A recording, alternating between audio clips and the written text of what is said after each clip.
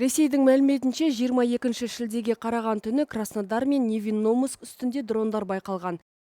Ресей Украина Wildberries қоймаларына бір апта ішінде 2 рет шабуыл жасады деп мәлімдеді. Ресей билігі мен компанияның хабарлауынша Краснодар және Ставрополь өңірлеріндегі қоймаларда ірі өрт шығып, 15 адам жарақат алған. Өңірде төтенше жағдай жарияланып, өртті сөндіруге тікұшақтар жұмырылды.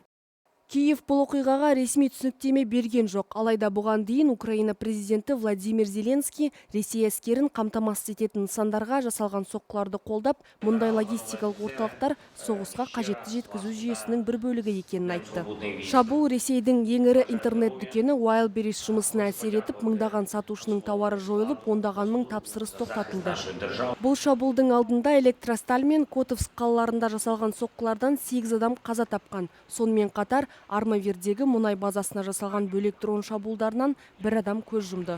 Сол түні Ресейде Украинаға баллистикалық зымырандар мен дрондар арқылы шабуыл жасап, Кривой Рог, Запорожье, Николаев және Львов қалаларындағы өнеркәсіп, жанармай және логистикалық нысандарға соққы берген.